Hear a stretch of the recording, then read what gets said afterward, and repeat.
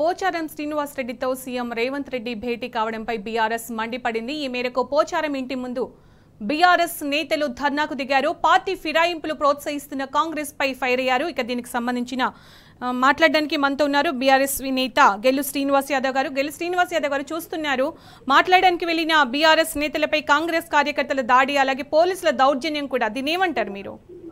Madam, మేము ఈ రోజు తెలంగాణలో ప్రొఫెసర్ జయశంకర్ గారి వర్ధంతిని కార్యక్రమాన్ని తెలంగాణ భవన్లో మేము నిర్వహించుకున్నాం. మాకు సమాచారం అందింది.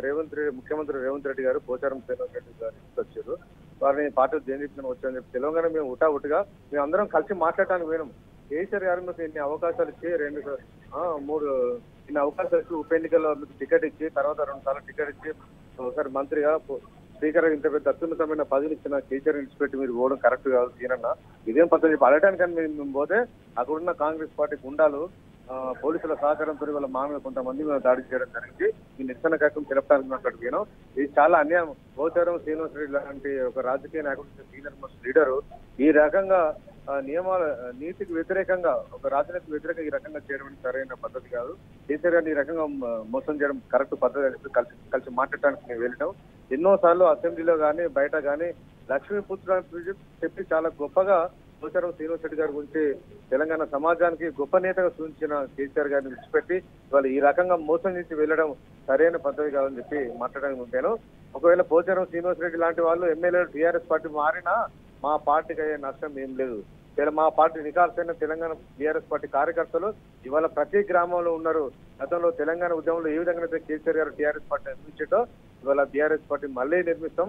పోచారం లాంటి వాళ్ళు ఎంతమంది వెళ్ళినా మాకు అయ్యే నష్టం ఏం లేదు. మా పార్టీ పటిష్టంగా ఉంటది.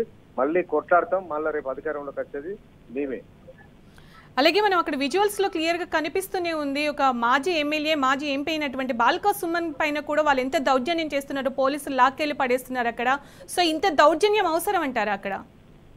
నేనేమంటే వాళ్ళు ఇప్పుడు పోలీసులు కూడా అందరూ తెలుసు, ఎవరు ప్రజాప్రతినిధులు ఎవరు చేసినారని తెలిసినప్పుడు కూడా బాల్కా సుమన్ గారు అయితేనేమి, అంజనీ గారు అయితేనేమి, నేనైతేనేమి, బాలాజీ గారు అయితేనేమి, వాళ్ళు ఎవరైనా కూడా కనీసం విచక్షణ లేకుండా ఎట్లా నూకేయడం, వాళ్ళకి కొంతమంది దాడి చేసే ప్రయత్నించిన పోలీసులు కనీసం ఆపుతలేరు. ఇదేం పద్ధతి? పోలీసులు కనీసం మాకు రక్షణ కల్పించాలి. మేము అడగడానికి మాత్రమే మేము నిజంగా ధర్నా పోయదలుచుకుంటే వందలాది మంది మా కార్యకర్తలను తీసుకొని వెళ్ళేటోళ్ళం. అట్లా ఓన్లీ కొద్ది మంది మాత్రమే అక్కడికి వెళ్ళినాం, వారిని కలిసి మాట్లాడడానికి పోయినాం. కానీ ఈ రకంగా చేయడం సరైన పద్ధతి కాదు. ఖచ్చితంగా పోచారం శ్రీనివాస్ రెడ్డి గారు పునరాలోచించుకుంటే బాగుంటది. ఈ వయసులో ఈ ఏజ్ లో పార్టీ మారడం ఎందుకు? ఈ రకంగా ద్రోహం చేయడం ఎందుకు? అంత దమ్ము ప్రజానాయకుడు అంటే పోచారం శ్రీనివాస్ రెడ్డి గారు ఎమ్మెల్యే పదవికి రాజీనామా చేసి పోవాలని చెప్పి ఇలా మేము డిమాండ్ ఇస్తా ఉన్నాం. రైట్ అండి, thank you.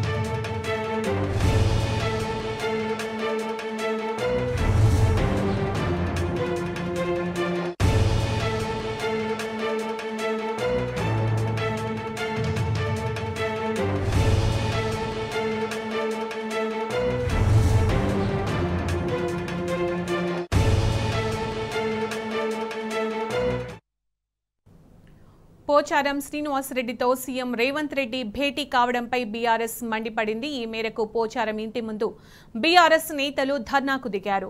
Party ఫిరాయింపులు ప్రోత్సహిస్తున్న Congress pi fire అయ్యారు. మాజీ స్పీకర్ పోచారం ఇంటి దగ్గర బాల్కా సుమన్ బీఆర్ఎస్ నేతలు ధర్నాకు దిగారు. అయితే సీఎం రేవంత్ ఇంట్లో ఉండగానే బాల్కా సుమన్ బీఆర్ఎస్ నేతలను పోలీసులు అడ్డుకున్నారు.